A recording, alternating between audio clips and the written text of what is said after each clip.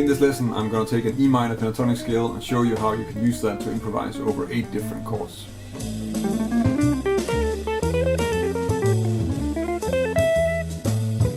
What I'm going to do is that I'm going to take the E minor pentatonic scale in the 12th fret, so this box 1 pentatonic.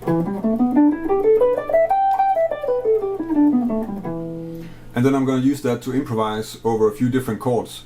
And for each chord I'm just going to talk about what are these 5 notes from the pentatonic scale related to the chord, so that we have an idea about what kind of extensions or alterations that we have available when we're using the minor pentatonic scale over the chord. And then play a short example so that you have an idea about how it sounds. The obvious place to start when we're using an E minor pentatonic scale is of course to use it on an E minor chord. So if we take this E minor 7, and then basically when we're using an E minor pentatonic scale we're pretty much just using the arpeggio, so just the chord itself and then one added note.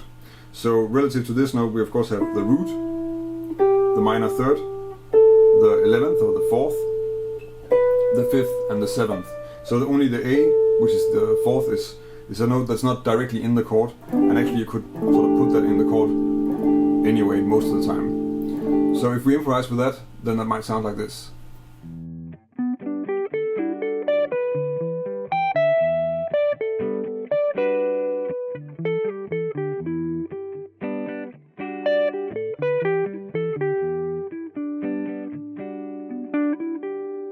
Another really common use of a minor pentatonic scale is of course to use it on a dominant chord. So now we're using E minor pentatonic on an E7. That might be a chord like this one, which is an E7 with a sharp 9. I chose the sharp 9 just to have sort of connection to the minor pentatonic scale. So of course the notes are still the same as with the E minor, so we still have like root and then the minor third, which is of course also the same as our sharp 9, 4th, 5th and then the flat 7. And when you're playing this, then I think most guitar players have some sort of concept of how a blues sound, what blues phrasing is, and that's of course what you're going to get if you try to use sort of this minor pentatonic sound over a chord that's in fact a major chord. So it's kind of not really fitting with the chord, but it doesn't fit in the right way, which is the blues. It's a sound that most of us are really used to, and it's also for playing any type of jazz or country or rock, something that you need to be able to do.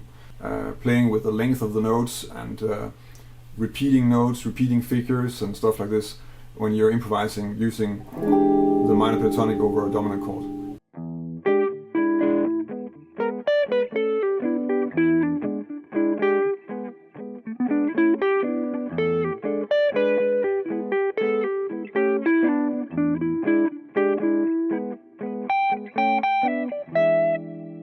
If we want to use the E minor pentatonic scale over a major chord, then a good place to start could be a G major 7, so that would be this chord. And if we have an E minor pentatonic scale, then the notes would be sort of 6, the root, the 9th of 2nd, the 3rd and the 5th. So we actually have the G major triad in there, so that would be this. And then we have a 6 and a 9. So notes that are really good to land on when you're playing over a major 7 chord.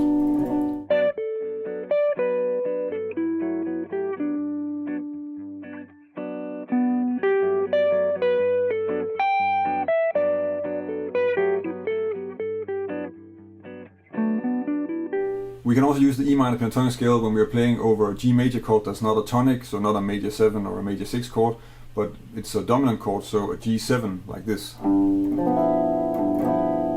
Of course we have the same extensions more or less. The E is a 6, but here it starts to sound maybe more like a 13. So the G is still the root, we give a 2nd or a 9, so this kind of sound. The 3rd and the 5th. And when you're playing here, again we can start using more sort of bluesy phrasing, because this sound just lends itself to it. The kind of phrasing you would expect over this kind of chord would still be more bluesy, so a few sliding up to the notes and repeating notes and stuff like that is always useful in that context.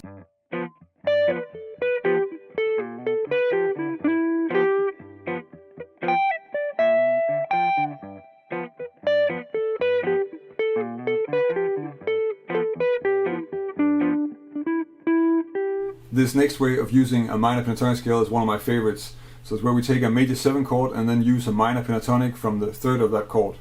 So in this case that means that we're taking a C major 7. Of course the third of C major is E, so we're going to use E minor pentatonic, and that gives us the E, so the third, the fifth, the sixth, the major 7, and the ninth.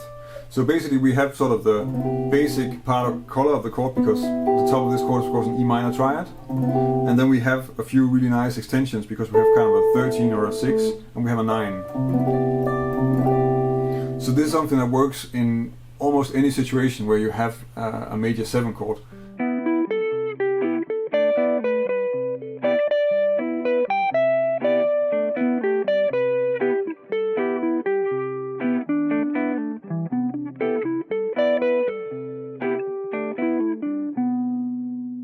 Another place to use a minor pentatonic scale over a major 7 chord is to use it to get sort of a Lydian sound. This is something you'll hear John Scofield do quite often. The idea is that you take a major 7 chord and then you use the minor pentatonic scale from the 7th of that chord. So since we're using E minor, that means that we're using an F major 7 Lydian sound, so F major 7 sharp 11 chord like this. And then the notes of the scale are going to be the 7, the 9, the third, the sharp 11 or flat 5, and the 13. So we kind of still have like the important notes in that chord are of course the 7th and the 3rd. So we kind of have the base of that sound still covered, and then we also can add the Lydian notes or the sharp 11, and we can have a 9 and a 13 as well.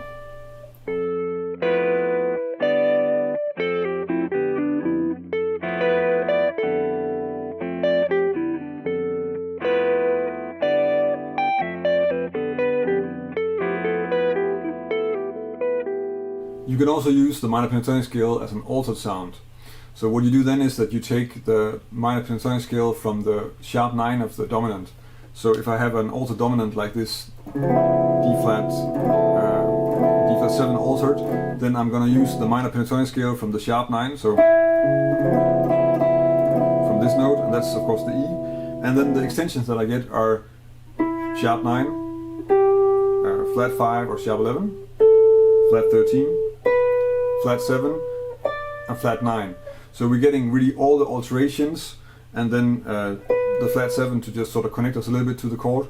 And when you use this, I think altered dominants are not the kind of things that are just sort of hanging around in music for a long time. They tend to resolve to something.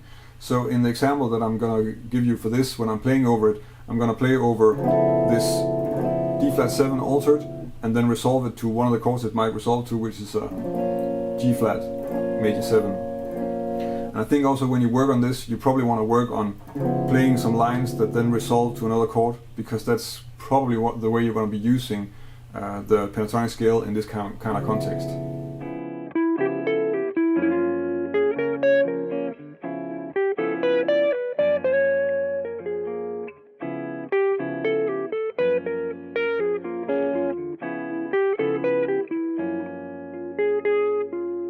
The last example is if we take a dominant chord and then use a minor pentatonic scale from the 5th of that chord.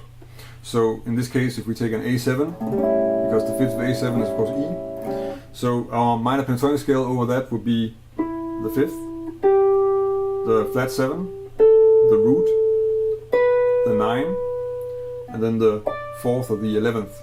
So strictly speaking, the scale is maybe implying more of a sort of a sus sound, but I find that when you're improvising with it, and if you're not leaning too much on the D, if you're staying more, resolving your phrases more to some of the other notes, I find that I use this really a lot. I also hear Scott Henderson do this quite often, and it's a nice variation to have in your vocabulary.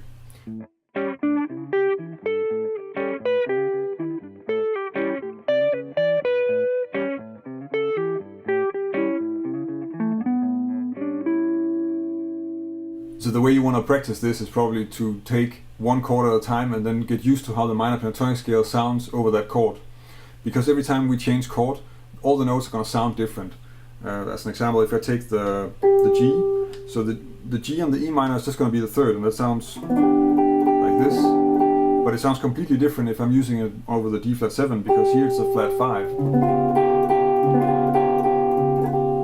Or maybe it's the 9 over the F major 7. So every time we change chord, all the notes sound different, and you want to get used to it, and the best way to do it is just to mess around a little bit with the progressions that I suggested, which are mostly just one chord, and see how you can use it there, and then see if you can get that into your system and find some good phrases with it. If you're looking for some new ideas or some more material that you can use when you're making lines with minor pentatonic scales, you can check out my lesson called Do You Really Know the Pentatonic Scale? In there I go over some of the more exotic structures that you can find in there, and there might be a few that you don't already know. If you like this video, then please like it here on YouTube, and if this is the first time you see one of my videos, then you could of course subscribe to my channel. I publish a new lesson every Thursday, and I've been doing this already for 2 years. So there are a lot of lessons on my channel, and I also make some Q&A videos, and I've made some backing tracks and some reviews of different things. So there's a lot of stuff happening on my channel just about guitar. Mostly it's about improvising and knowing your arpeggios and your chords and your scales and applying that. So check that out, and of course if you have any suggestions to stuff that I could do videos on, then leave a comment on this video, and that of course also goes if you have any questions about this video. And another way to get in touch with me is to connect with me on social media. I'm on Instagram, Facebook, Twitter and Snapchat, so send me a message there, connect, and then stay up to date with what is going on with the channel. That's about it for this week. Thank you for watching, and until next week.